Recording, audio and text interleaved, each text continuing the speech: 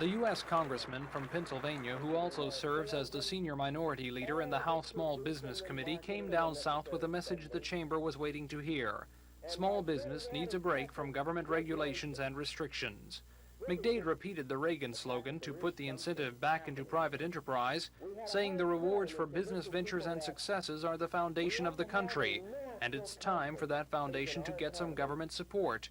McDade didn't hesitate, though, to remind the chamber the nation is in a recession, but he says it's also a period of experimentation. He says the mechanisms to end the economic woes of the country are in place. Now, he says, we must wait and give those mechanisms a chance to work. If they do, McDade sees an end to the recession, maybe by next spring. Tom Foreman, WSFA TV News. Former State Treasurer Melville Till Allen, convicted of 2 ethics law violations, could have received a 20-year sentence and a $20,000 fine, but got 3 years with all but 6 months suspended. That 6 months was served at a senior citizens housing complex where she served as a bookkeeper. Former PSC Commission President Juanita McDaniel got 7 months for ethics violations, but served only 4 hours at Julia Tutwiler Prison before being whisked away to the Fort Deposit Jail, where, according to officials, she was allowed free run of the place, including lunch with a local civic club, use of the phone, and evening auto trips around town. McDaniels also served as librarian before she was released early because of a federal court order relieving overcrowded prisons. Mrs. McDaniel was the only inmate at Fort Deposit. The official reason given for McDaniel serving her sentence at Fort Deposit was an alleged threat to her safety, but that was never explained. McDaniel's original sentence was 3 years in prison. She is now serving a probationary term as a volunteer. Other white-collar sentences questioned by citizens are Dick Forrester, who pleaded guilty to an ethics violation after he ended up owning an island that once belonged to the Conservation Department, which he headed. Forrester was given a 12-month probationary sentence and fines totaling $2,500. And then there was the Hugh Adams case. The former building commission director served 8 months of a 2-year sentence for perjury to a Montgomery County grand jury about kickbacks from contractors doing business with the state of Alabama. Other such cases include Ralph McLemore's ethics violation sentence. He served 2 months after he pleaded guilty of accepting the services of a prostitute from a South Central Bell official. McLemore was a state PSC official, and Bell was asking for higher rates at the time he accepted the services of the woman from James Mayberry. It's sentences such as these that have caused some irate citizens to write letters and call elected officials to complain about what they consider special treatment of politicians and others who hold desk jobs when they are convicted of crimes which violate the public trust. The panel will hear from some of those angry voters at the hearings which begin here at the Montgomery Civic Center tomorrow. This is Norman Lumpkin, WSFA TV News reporting. The statement concerning Governor James was not the purpose of a news conference at the Democratic House in Montgomery. Actually, it was called so reporters could ask questions of William Rosasco, president of the Democratic County Chairmen's Association of Florida. He's in Montgomery to speak to young Democrats about party reorganization at all levels so Democrats might win back the seats lost to Republicans in the last election. However, Rosasco was joined at the news conference by State Senator Earl Goodwin, a member of the Alabama Democratic Executive Committee and chairman of the Dallas County Democratic Party. I asked Senator Goodwin if Governor James could expect support from Democrats should he decide to run for re-election under the party banner. Goodwin said the governor could receive Democratic support, but only under certain conditions. But he's going to have to agree to support the party completely, not support Reagan or the Republicans on one issue and then turn around and run as a Democrat on the other, because, as we've just heard here a while ago, that is the way to get elected. And if you're going to run to get elected, you have to be a Democrat. Well, then we're not going to accept that. Rosasco said the party should no longer tolerate a Democrat defecting to support any Republican. As Rosasco put it, when we as elected party officials support our Democratic nominees, we must demand the respect of those nominees for party loyalty. I just received a Matt letter Carmack, from WSFA Charles TV News. Manette the other day, which I brought here for. In comparison to last year, we gave the ranches $170,000. So moving into Montgomery, thanks to the Montgomery. He's the sheriff of Otaga County. He is the vice president of the Barbara Mandrell Benefit Board and has done more. questions? Thank you very much. Forever, if it's up to Barbara. And if there's any other question we can answer. Better than $9,000 a year per kid. And the people that have put forth so much effort, especially you. Been a part of helping us, that we are going to give the Alabama Sheriff's Boys and Girls Ranches $240,000 directly responsible. It was a ceremony of flags at the VA Medical Center, a dedication for an avenue of 50 flags donated by widows or relatives of deceased veterans, flags that once draped the veterans' caskets during burial. And it was a time for the veterans to remember their military service and their comrades in arms. An Air Force representative praised the veterans, saying nowhere are the sacrifices for freedom more evident than among the nation's veterans, while another speaker said ceremonies and personal gratitude fall far short of what the nation owes the veterans. Former Governor George Wallace, a veteran himself, also had words of praise for the veterans. That even though the many kinks exist in our system here in the country, we still live in the finest and freest country in the world. And a wreath was placed to honor those who died in the wars. And there was music.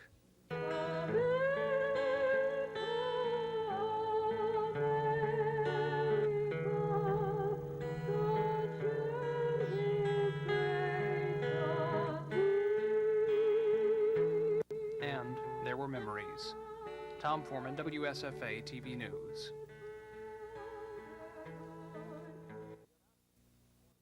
The announcement came this morning from Barbara Mandrell Board Chairman John Jeffries. We're just ecstatic to announce the thanks to the people of Montgomery and everybody that's been a part of helping us, that we are going to give the Alabama Sheriff's Boys and Girls Ranches $240,000 directly responsible from this year's tournament weekend only. The money will be divided between the 6 boys and girls ranches which serve as homes for nearly 200 neglected, abused, or abandoned children. The 3-day benefit held October 2nd, 3rd, and 4th included a celebrity concert, a fashion show, and a golf tournament. Since the Mandrell benefit began 3 years ago, approximately $500,000 has been generated for the boys and girls ranches. Dan Black, WSFA TV News.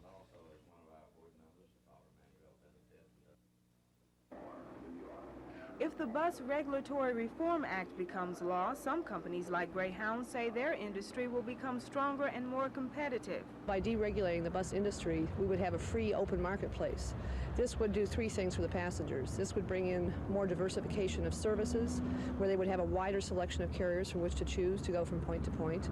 It would also, in many cases, erase the subsidies that the interstate passengers are now paying for intrastate routes. So those are 2 things, and it would also provide us with an opportunity to do new things with the bus transportation, and it would also create more direct routes.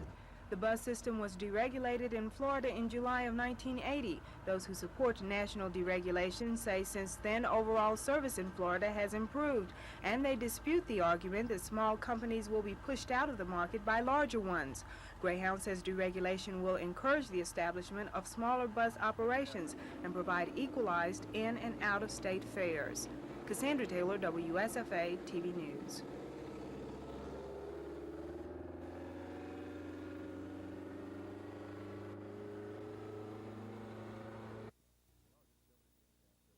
In August, Governor James asked Judge Varner to postpone for at least 60 days the release of any more state prison inmates. James assured Judge Varner that within 60 days he could place 960 inmates in temporary facilities. Part of James' plan to move inmates from overcrowded county jails included the construction of a 500-man modular housing unit at Staten Prison and moving inmates from overcrowded county jails to facilities that are not overcrowded. John Carroll of the Southern Poverty Law Center says that the governor's plan isn't working. Even if the governor's plan were accomplished across the board, it wouldn't solve the problem. There would still be huge numbers of inmates in the county jails, and that's the problem. They're going to continue to stack up and stack up and stack up, and nothing can be done about it. Do you think that would warrant another release of inmates from the prison system? We intend to ask the court to go ahead and enforce the September 1st, 1980 order and order another release. The September 1st agreement between the state and the court required the removal of all state prisoners from overcrowded county jails. Judge Varner will hear arguments from both sides in the case tomorrow morning at 9 o'clock. Don Phelps, WSFA TV News. Representative George Clark, who is sponsoring the governor's package of bills, was right when he predicted earlier today that this bill outlining the $520 million spending plan would be the source of most of the debate offered to any of the governor's bills. There was more than a dozen amendments offered, including 2 amendments that attempted to take part of this general fund money and use it for education. Both amendments were batted back.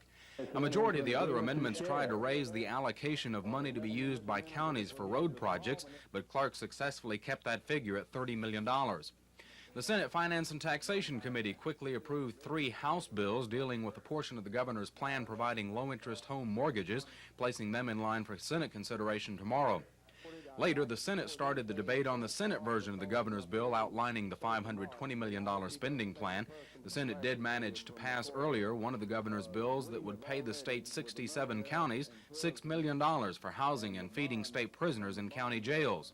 Still to be considered by the House and Senate is the bill offering a constitutional amendment setting up a trust fund that would create the mechanism to put the governor's proposal into action. Chris Grimshaw, WSFA TV News at the Capitol.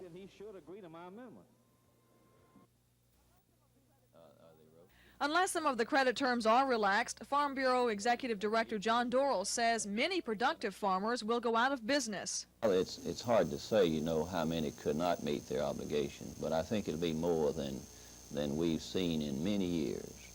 We lost some last year. But I think it's going to be quite prevalent throughout the state. Dorrell says Alabama is hit harder than many of the states in other areas because of drought conditions and higher production costs. Dorrell says farmers have no alternative. Either they get their credit terms relaxed or leave farming. But he says the Farmers Home and Small Business Administration realize the problems farmers are facing and are trying to cooperate. Gina Gregory, WSFA TV News.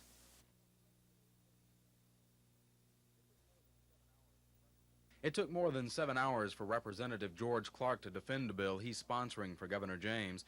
The bill outlines a $520 million spending plan to upgrade schools, roads and bridges, the Mobile docks, the state capitol complex, and much more. Clark was faced with attempting to preserve the governor's outline against more than a dozen amendments that sought to rearrange the spending patterns. At least 2 of the amendments would have used some of the money for education pay raises or benefits. Other amendments tried to increase the amount of money going to county road improvement projects. But Clark defeated all of the amendments that would have changed the dollar amounts. Clark did allow a few amendments to be adopted which made technical clarifications. The Senate abruptly adjourned while considering the Senate version of the same spending plan bill. Similar amendments to increase the county share of road project dollars was being debated at the time they stopped. That bill will be considered further tomorrow. Earlier, the Senate did pass another of the governor's bills that would spend $6 million to repay counties for housing and feeding state inmates. The Senate Finance and Taxation Committee today approved 3 House bills that are part of the governor's plan to provide low-interest home mortgages. Those bills will become the first of the governor's package to be in line for possible final passage as early as next week. Chris Grimshaw, WSFA TV News at the Capitol.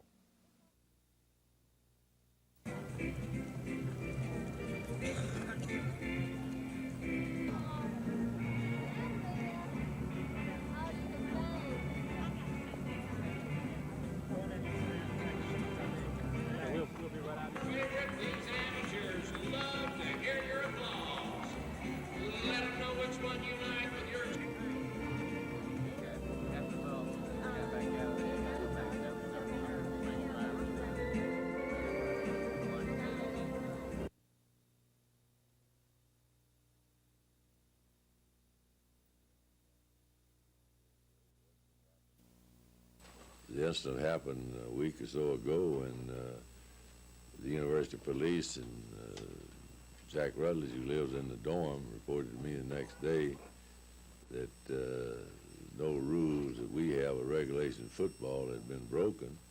And I didn't think much about it. And later in the day, Kenny came over and explained the thing to me.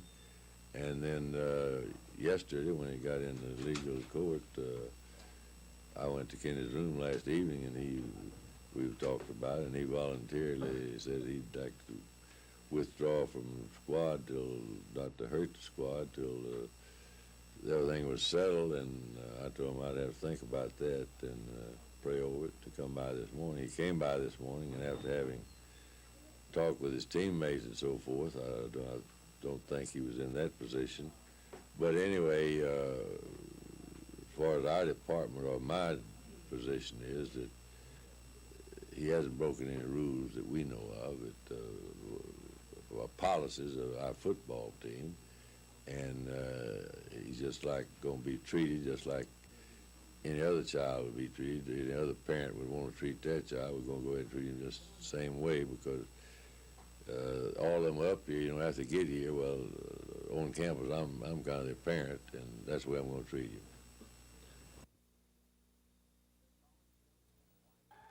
They're calling him the White Hornet.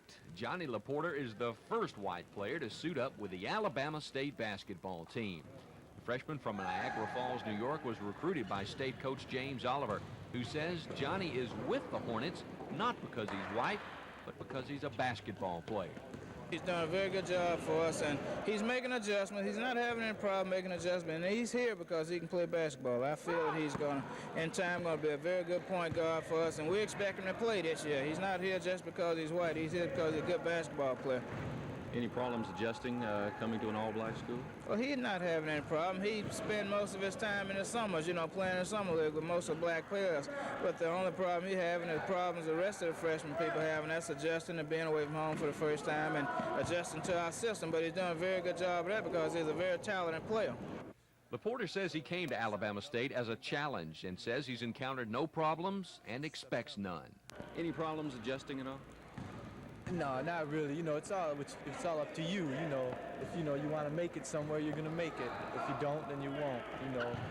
But I like the school, and there was no problems. With the talented team the Hornets are returning this season, it's questionable as to how much playing time Laporta will log as a freshman, but he has confidence, and Coach Oliver says he will be a player. Reporting from Alabama State, Rick Pons, WSFA TV Sports.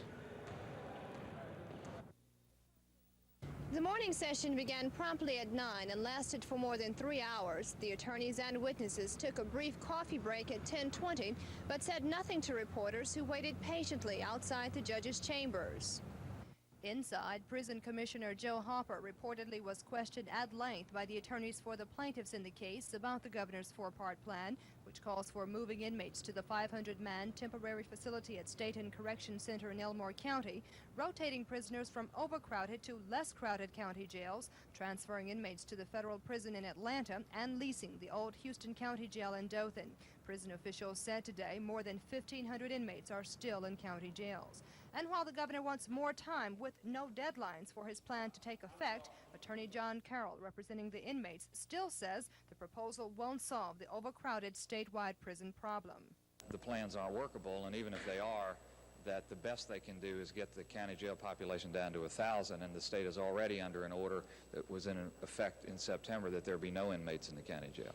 And what was Judge Varner's reaction to the testimony this morning? You'd have to ask him that. He took the testimony. I didn't notice any particular Did he ask questions about the alternatives and the plan itself, or what? He has just been performing as he normally would in a case like this. Lawyers ask questions occasionally. He would ask one. Last July, Judge Varner took a drastic step to help ease overcrowding when he ordered the early release of 277 state inmates. But what has happened to them since then? Gina Gregory reports that some of them are already back behind bars.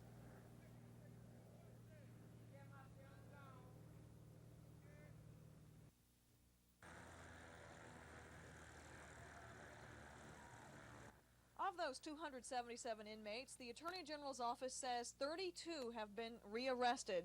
Attorney General Charles Graddick opposed the July release, saying it would put dangerous criminals back on the streets and would jeopardize the safety of the people of Alabama. Graddick appealed Varner's order to the U.S. Supreme Court, but his appeal was turned down. Since the release, Graddick's office has been following the progress of the released inmates and says 10 of the repeaters are from the Birmingham area, 2 from Montgomery County, and 17 other counties. The majority have been rearrested on burglary charges and theft. Governor James showed no surprise when told of the 32 repeaters. In fact, he defended his earlier stance of cooperating with Judge Varner's order to release the 277. The governor says of those inmates let out, none were dangerous criminals and each was looked at on an individual basis. The governor says his plan to get state inmates out of county jails and relieve prison overcrowding is working, and he says he's against another mass release. Gina Gregory, WSFA TV News.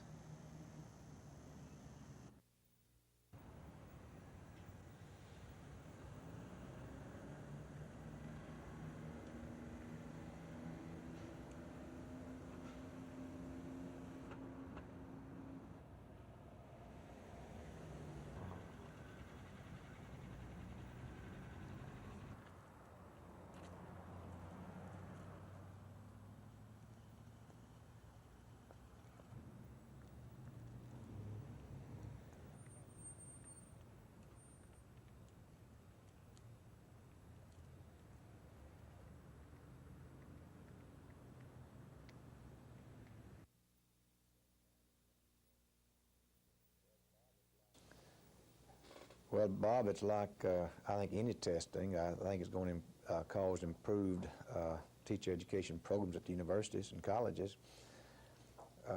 When a staff member knows that their students must at some time be testing what they learn, you'll see a better effort, a greater effort being placed on those courses. That's not to say that they may not be doing a good job now, but they'll simply be inclined to do a better job. We have moved very quickly from a surplus to what's now already becoming a spot shortage. By spot shortage, I mean in certain areas. The enrollment in teacher training now is down 40% in the last 5 years. And this last year, for an example, I think we had 3 teachers of mathematics trained in the entire state. We had even fewer in certain of the sciences. And we're simply not going to be producing enough teachers to replace those who are going to be resigning and retiring.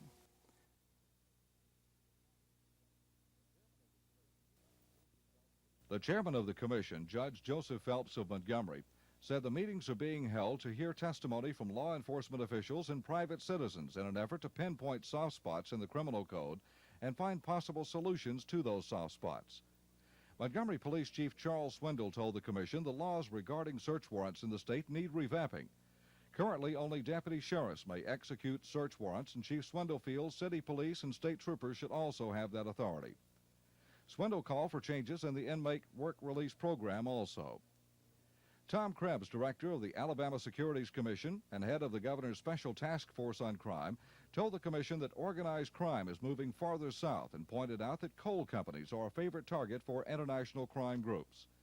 Krebs says that heavy equipment theft rings have been in operation in the state, and many times the stolen equipment is destined for shipment out of the country.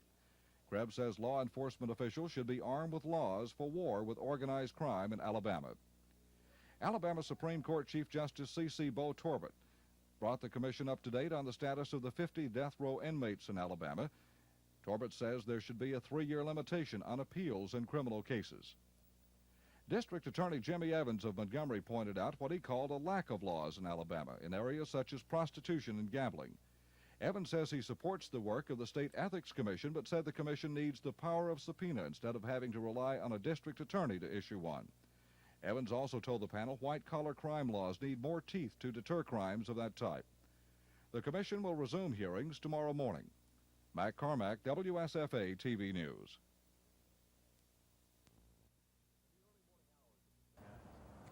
In the early morning hours of December the 8th of last year, firemen were called to the clubhouse at Eden East Apartments in East Montgomery.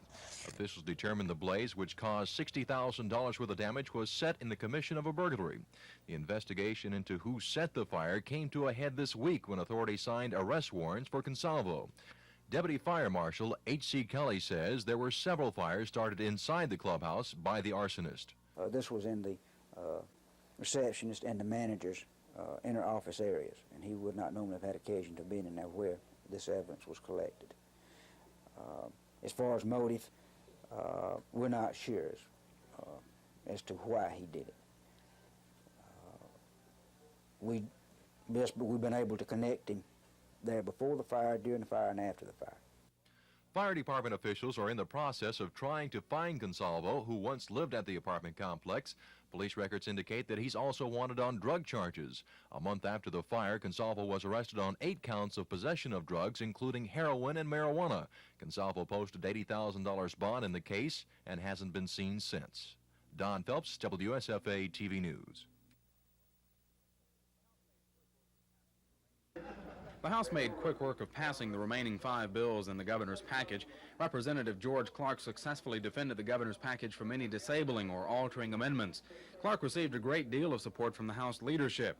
The 5 bills approved by the House would, 1, allow the state to issue up to $520 million in bonds, 2, create a permanent trust fund to invest the original $449 million in royal leases and treasury notes, 3, fund the Board of Corrections and the Department of Mental Health a total of $130 million to upgrade and build new facilities, 4, pay the state's counties a share of $6 million to refund them the cost of housing state inmates in county jails, and 5, set up a $10 million fund to enhance research and development in the state. This last bill drew the most criticism. Some legislators called it the governor's slush fund, since he would have the discretion on how the money is spent. Meanwhile, the Senate ground down to a near halt on the governor's package. At least 2 threatened filibusters delayed consideration of the most crucial bill outlining the spending plan. The Senate still has 5 bills in the governor's package still to consider, including the appropriation or spending bill. The legislature isn't scheduled to meet again until next Tuesday. Chris Grimshaw, WSFA TV News at the Capitol.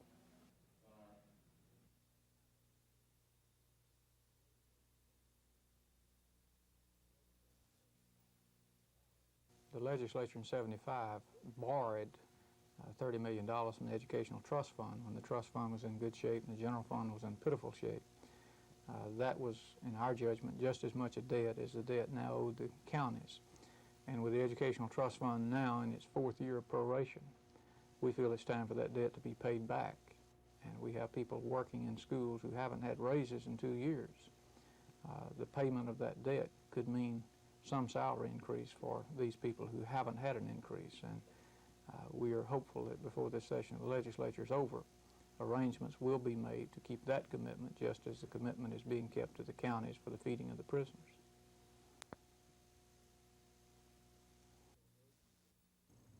We would provide or urge you to pass a law, to urge the legislature to pass a law that will provide for the forfeiture of all the interest in inner property.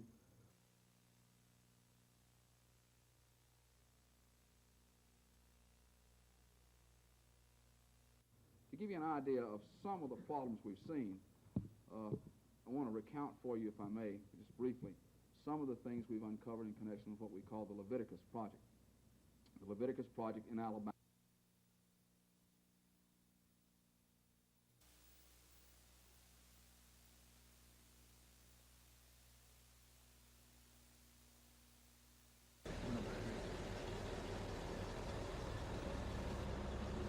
Right there.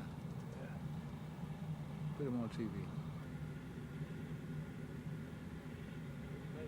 My brother and I were just making a local flight just southeast of Montgomery and just playing around a little bit and came back in.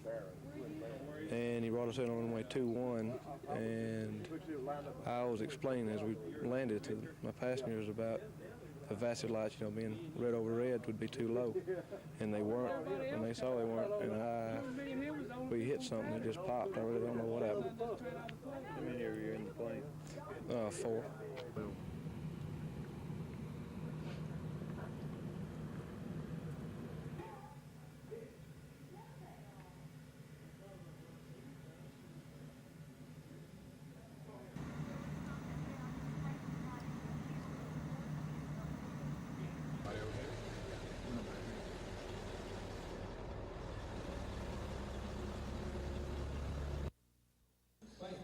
The Senate has been considering this bill for 2 legislative days and is apparently still some time away from taking a final vote. The bill outlines the governor's plan on how to spend the projected $650 million expected from this complex investment plan. At one point, Senator Sonny Callahan offered his original plan as a substitute. His proposal would invest the money in state banks and only allow the state to spend the $60 to $70 million in interest earned each year from that investment. But Senator John Teague rallied his support and defeated the amendment 24-7. But those 7 are apparently in strong opposition to the idea of spending all of the money at one time. Earlier, Senator Cordy Taylor said too many senators were voting for the project's plan for their districts and not for the plan as a whole. And Senator Bishop Barron has a stack of amendments to offer next week that would also offer a plan to invest the money and only spend the interest to retire various taxes. One other attack on the governor's spending plan came from Senator Richmond Pearson, who wanted to take $30 million out to repay the Education Trust Fund for what he called a 1975 loan. Teague handily defeated that proposal. The Senate not only has the continued debate on the spending bill to face, but debate on 4 other pending bills in the governor's overall package. Earlier today, the House passed the last of the 9-bill package introduced in that chamber. Chris Grimshaw, WSFA TV News at the Capitol.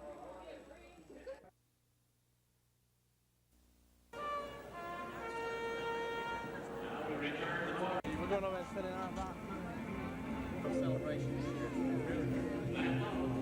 There's that 3 horses right there. You have to think real quick, and you don't have but a minute to look at each horse, or a few seconds. And it, of course, simply put, you're looking for the best horse. And amazingly, a show like Montgomery, the prestige that they have, they draw the best horses in the country. And it's amazing how good horses will tie themselves. And it's a lot easier when you've got a show with horses of this caliber to judge than it is if you've got a lot of them that just, all of them look alike. You're saying that you're familiar with some of the horses before they come in the ring? Well, of course, we show with a lot of the horses all year, but what I'm saying is a good horse, top stock tie themselves pretty much. Good horses, no 2 of them are alike, but the good horses will pretty well put themselves in place, and you can rate them a lot easier than if they're all just mediocre horses that look alike. And of course, you work strictly on what you see. You can't watch the horse all the way around the arena, right? No, you've got a section maybe 20, 30 feet, depending on how many horses you have in the ring. If it's a 8 or 9 horse field, well, you can watch them a little more. But if it's 15 or 20, like some of the classes, and like a lot of the classes are going to be, then you just have a few feet to do it.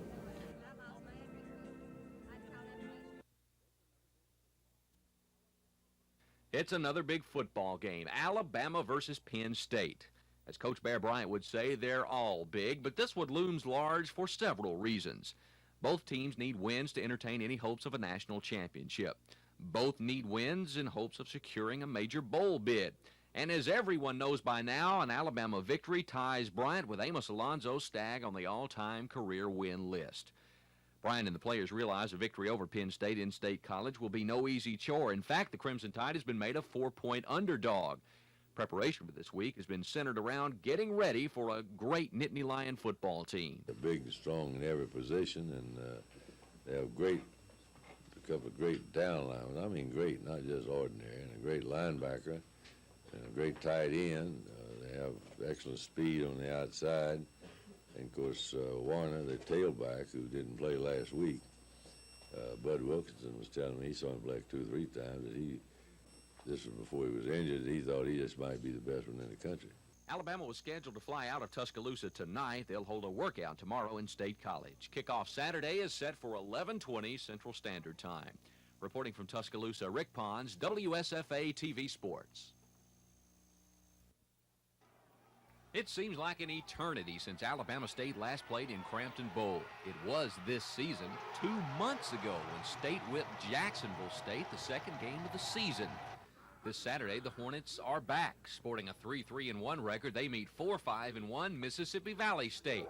Coach George James is glad to be home, but he's more concerned about breaking a 2-game losing streak and finding his offensive punch. Alabama State having a little problem scoring here the last few ball games. Is that the biggest problem you see? That's the biggest problem, and I think we're going to straighten it out this week, and I think we'll score some. What is the problem? Anything you put your finger on? Well, tough defense. We've been running into some tough people who had played well on defense, and that's one of the problems. So we just got to come off the ball a little faster. What do you expect out of Mississippi Valley? They're a very aggressive team, and they're going to be a fight because they always play good ball, and they got good personnel down there. Mississippi Valley is the first of 3 straight home contests as the Hornets wrap up their season. Kickoff Saturday night in the bowl is set for 7:30. Rick Pons, WSFA TV Sports.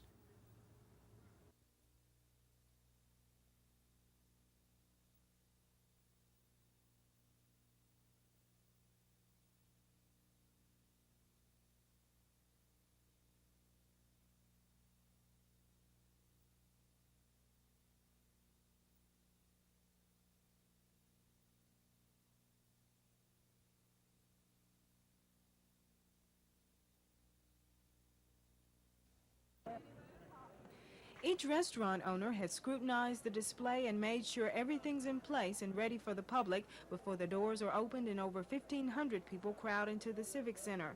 There's so much to choose from, everything from appetizers to entrees, and all the desserts you can eat and beverages you can drink. The 7th annual Taste of Montgomery, sponsored by the Montgomery Restaurant Association, is the association's way of raising money for the Alabama Sheriff's Boys and Girls Ranch. All money from the tickets goes to the Boys Ranch House, which was built on association funds in 1977. Now the Restaurant Association is fully responsible for the building's maintenance, personnel salaries, and living expenses and education for the 12 boys who live there. Each restaurant donates all the food and manpower for the one-night affair by preparing its specialty. Cassandra Taylor, WSFA TV News.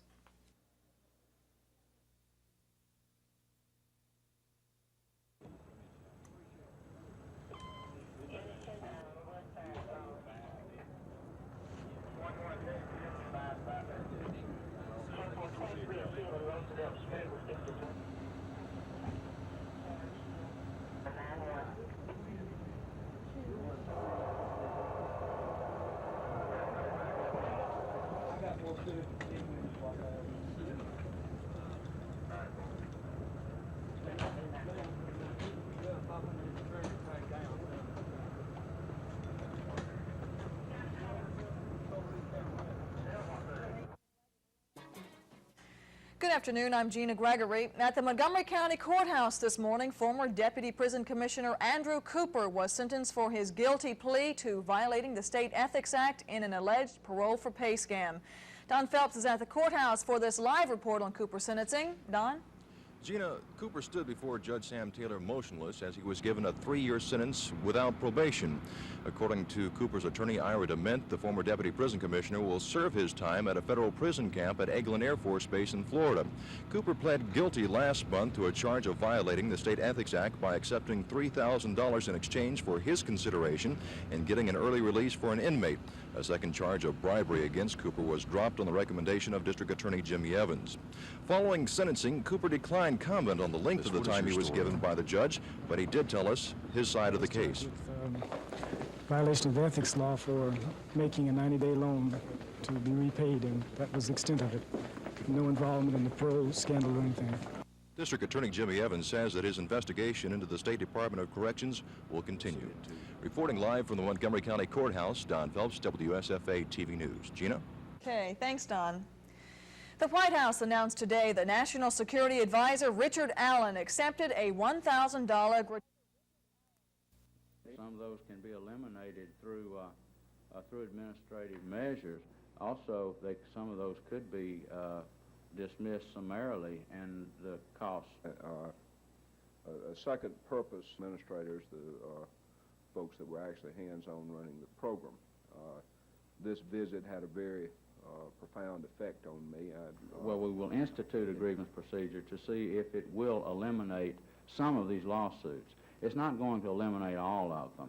If the individual doesn't get the answer they want through the grievance procedure, they're going to file in court anyway. But possibly it will relieve some of them, and we'll give it a try. At least it will give the judge a tool to place the case on hold for 90 days until the individual exhausts his administrative remedies.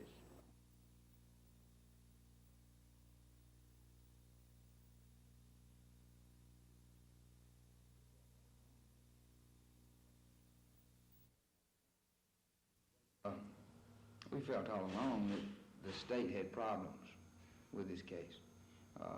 We knew what we were facing going in, but we also knew that there was a lot of doubt in our mind as we were preparing the case. The burden's always on the state, and we saw holes in the state's case, and those are the ones that we went after in the trial. Well, I think like Billy says, you can never predict what a jury will do, but we hope to convey to the jury the real weaknesses in the case, and I think that we were able to do that. And when they heard the evidence, they simply didn't believe that the defendant was guilty.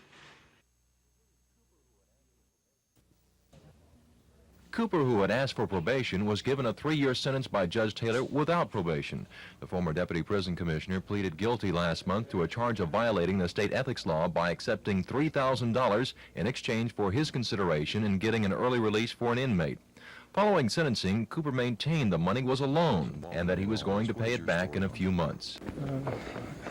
I was charged with violation of the ethics law for making a 90-day loan to be repaid, and that was the extent of it. No involvement in the parole scandal or anything. Cooper was transferred to a federal prison camp at Eglin Air Force Base in Florida to serve his sentence. District Attorney Jimmy Evans says Cooper should have served his time in the Alabama penal system. What that is an admission that the state of Alabama cannot provide security for certain classes of prisoners, and I don't think that's an admission the state of Alabama ought to be making. I think anybody that violates the law ought to be treated like anybody else, regardless of who they are, and they ought to go into the system and be prisoners and convicts like everybody else. No halfway convicts, no special comforts for special convicts. State Prison Commissioner Joe Hopper says Cooper was sent to the federal prison camp in Florida because inmates had made death threats against Cooper's life. Cooper could be eligible for parole in 10 months to a year. Don Phelps, WSFA TV News.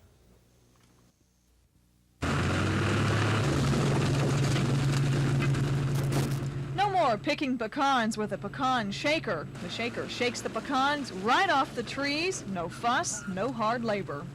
The shaker is the first step in this new harvesting process. When the pecans are off the trees, a sweeper sweeps the nuts into neat piles, then a harvester literally vacuums them up. County Agent Adri Bryant says this new equipment is a real labor saver and can turn a mediocre pecan farm into a profitable one. He says the shaker, sweeper, and harvester can revitalize the industry. Bryant says the equipment is brand new and there's nothing else like it in the state. One problem, though, is the expense. These 3 machines cost approximately $100,000 and would only be profitable for a farmer with close to 1,000 trees. But good news, Bryant says there's smaller equipment for farmers with smaller orchards that works the same way. Gina Gregory, WSFA TV News.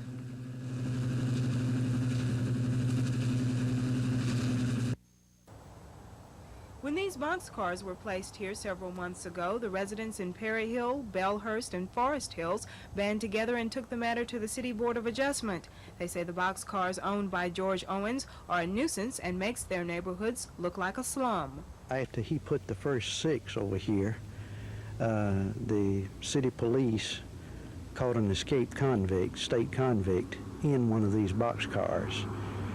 He stated at the Planning Commission meeting, which we were opposing him, that he would have these doors on these things tacked so that they would not open.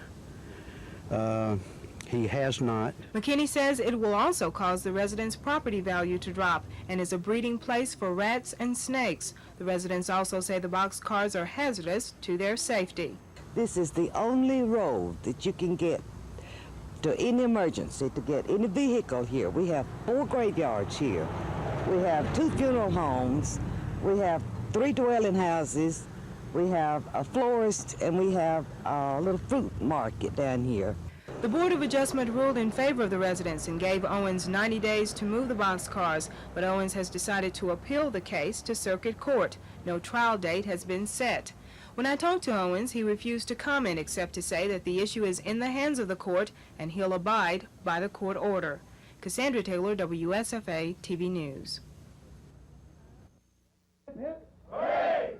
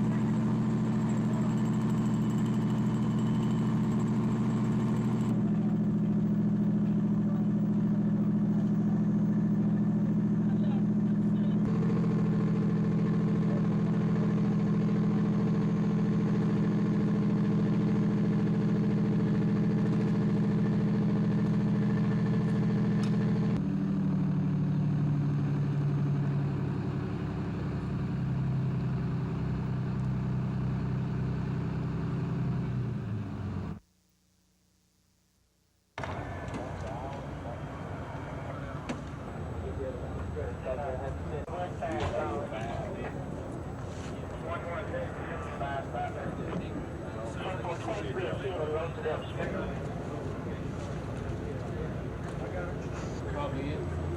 I was just gonna look to see. Maybe you might find.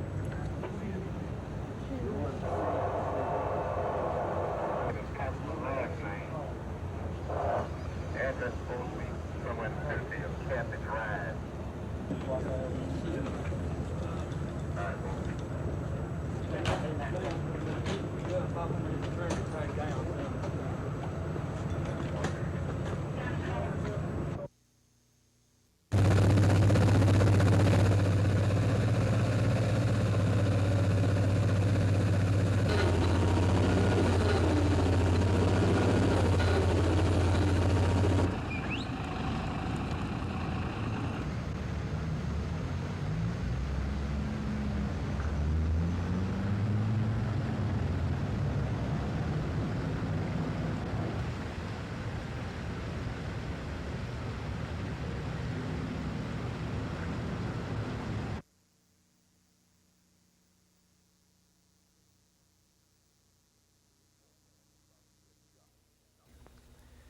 This man is about to get shot, not with real bullets, but with a pellet filled with paint. Dead gummit.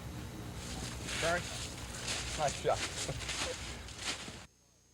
It's part of a new game that's sweeping the country called the survival game. Players stalk through the woods trying to capture flags, shoot other players, and not get shot themselves.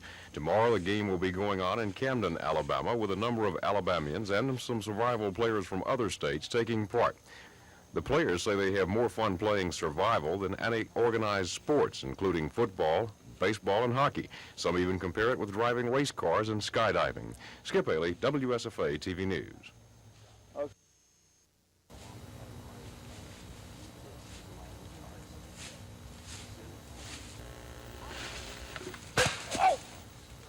These men are playing a game. It's called the National Survival Game. Charles Gaines is a member of the National Survival Game Committee. He's in Central Alabama for the game being played this weekend near Camden. Ronnie Simpkins from Camden, who is one of our dealers in the game, is having a game in Camden, and he's got 20 people playing in it, including the three of us and Keneally Wallace and some other interesting people. We think it's going to be a lot of fun. Describe exactly what happens during the game.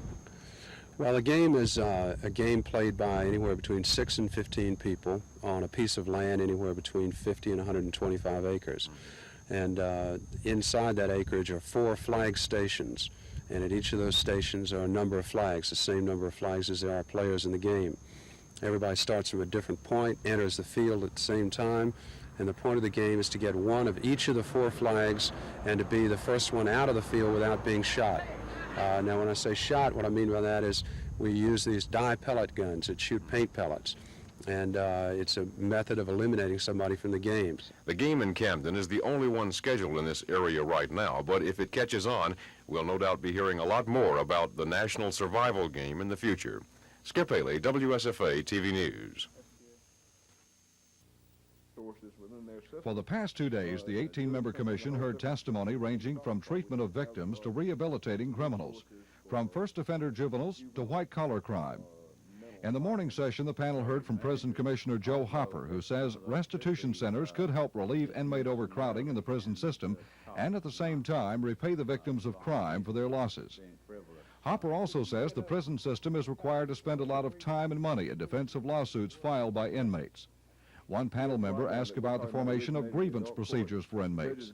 The commissioner said procedures of that type would be instituted and may reduce the number of lawsuits. During the 2 days of hearings, the commissioners not only heard from law enforcement officials, but from defense attorneys and private citizens.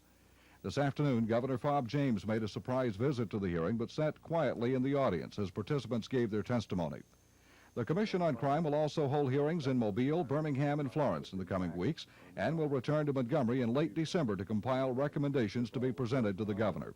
Then it will be up to the governor to ask for legislation to correct any problems identified by the Commission. Matt Carmack, WSFA TV News.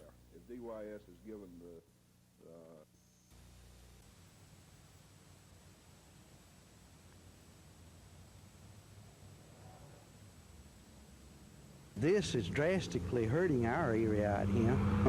Property values and the creation of rats and snakes.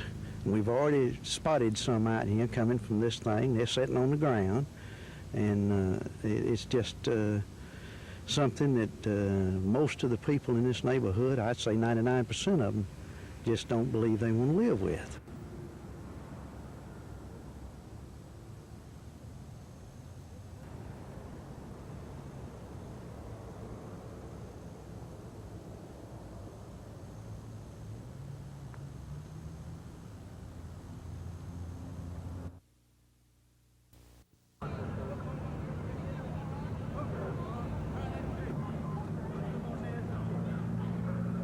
And go up to the direction of police headquarters.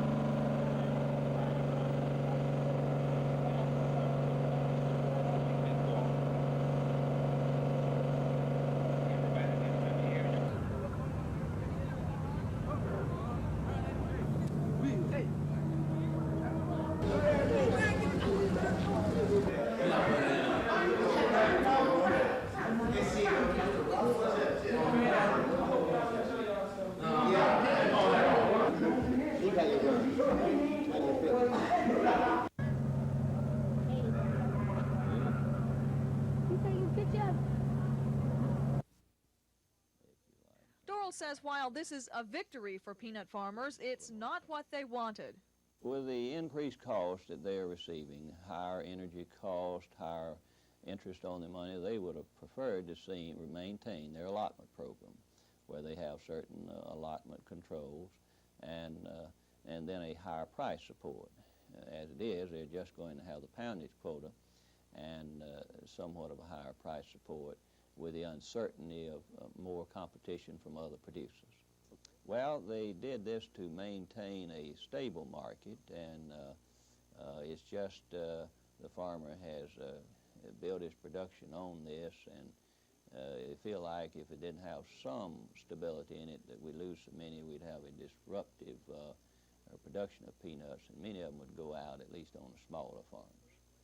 One of the changes in this program is that new peanut growers will be able to get into the market, ending a 4-decades-old acreage allotment system. Under the committee's plan, the minimum national poundage quota would be set at 1.2 million tons for the next 4 years, at a new substantially higher support price of $580 a ton, up from the current support price of $455 a ton. Gina Gregory, WSFA TV News. A lot of people have asked me, why did I want to be Commissioner of Corrections in Alabama? I want to ask you that. Why do you want to be the Corrections Commissioner in Alabama? Well, there is an unfinished job here in the state of Alabama, dating back to the era of Judge Johnson and the original court order, directing that the conditions as described in the order, which were atrocious, be corrected. That job has been started and is almost completed as far as the conditions, physical conditions within the department is concerned. And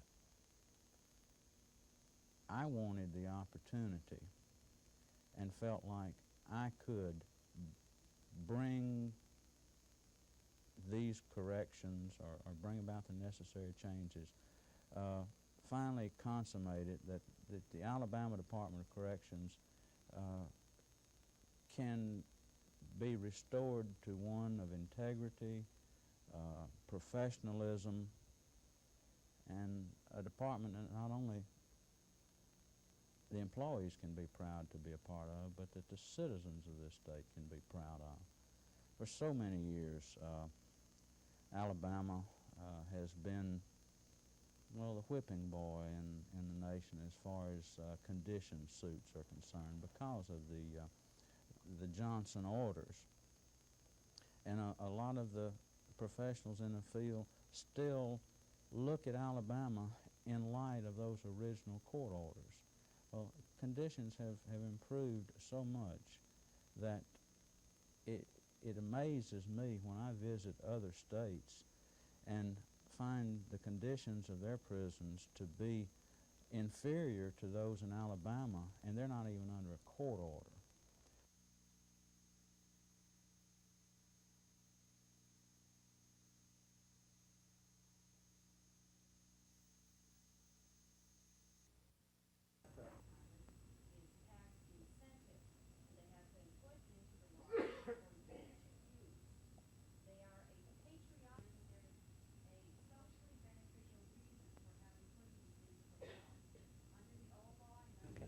We find that there are a lot of people who are really very underinformed about what is going on with the tax laws, particularly with the tax law changes. But it is not just with that, which has been added additional complication, but just how the tax laws can work to their advantages. So we put on a seminar and try to inform them, give them new ideas, a new view on how to use the taxes to their advantage. And for your tax obligations at your death to be diminished. The 5-car derailment occurred about 6:45 last night in North Decatur and Ripley Streets. Fire department officials say the fire resulted from the puncture of a tank car containing 30,000 gallons of highly flammable methanol alcohol. While firemen were trying to contain the blaze, policemen were busy evacuating the area. We're asking all occupants close to the fire to leave your homes and go up to the direction of police headquarters. Many spent the night in nearby churches. Some stayed with friends and relatives. This morning, the residents were allowed to move back in. Firemen, after spraying several thousand gallons of water on the fire, decided to let it burn itself out. The fire caused minor damage to one house and destroyed a shed near the tracks. However, there were no injuries. This morning, firemen were still on the scene, spraying the tank car with a chemical foam as a precautionary measure, while workmen were busy trying to get the tank car back on the tracks. Railroad officials said it will take at least 2 to 3 days to learn the cause of the derailment.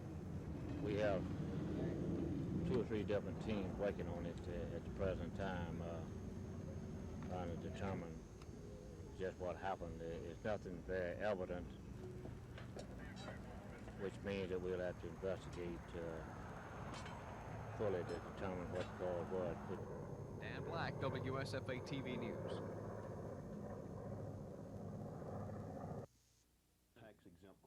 $614,000 a year. Knight says that's how much the county loses by not collecting ad valorem property taxes from area hospitals. And say if we don't collect the taxes, then we're going to have to increase taxes in Montgomery County. And then everybody's going to have to pay. And certainly if we don't look at the tax-exempt status of a number of corporations and businesses, that's exactly what we're going to have to do. You've got to get money from somewhere. You've got to have income. And I don't think that certain businesses and conglomerates should be exempt just because they are powerful in the legislature. Or Knight says the state code requires a hospital to do at least 15% of its treatment on a charitable basis to qualify for tax exemption. Knight says no area hospital he knows of does that much charity work. He says the hospitals operate like any business and should pay taxes like any business. One of the hospitals Knight says may not deserve its tax-exempt status is St. Margaret's in Montgomery. But a spokesman for St. Margaret's, Joe Lehman, says the hospital operates and is incorporated as a non-profit organization.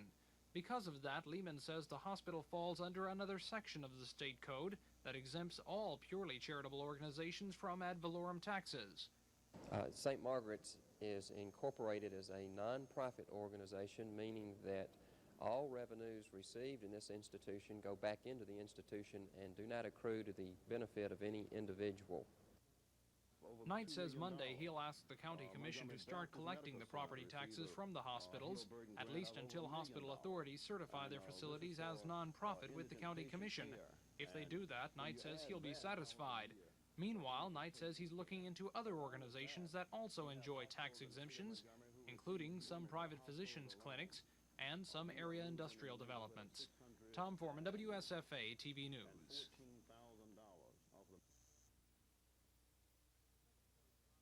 The Senate showed signs of reluctance to the governor's package Tuesday when it briefly considered but didn't vote on one of the governor's bills paying counties $6 million for housing state prisoners in county jails. By contrast, the House jumped right into action Tuesday when it passed 3 of the 9 bills in the governor's package. The 3 bills would allow the Alabama Housing Finance Authority to issue up to $200 million in bonds to provide low-interest home mortgages, fund the authority's $6.5 million in order to seed the bond issue, and pay the authority's expense in floating the bond issue. Wednesday, the Senate Finance and Taxation Committee spit those 3 House bills dealing with the home mortgages right out. But the full Senate acted reluctant again when it only passed the county jail reimbursement bill, but then stalled while debating the governor's most crucial bill. That bill outlines the governor's spending plan for the $657 million expected from the investment of the oil revenues into U.S. Treasury notes and a subsequent $520 million bond issue. The House, however, tackled and passed that spending plan. Representative George Clark, who's sponsoring the governor's package of bills, had to stand at the podium for nearly 7 hours defeating amendment after amendment intended to alter the governor's proposed spending plan formula.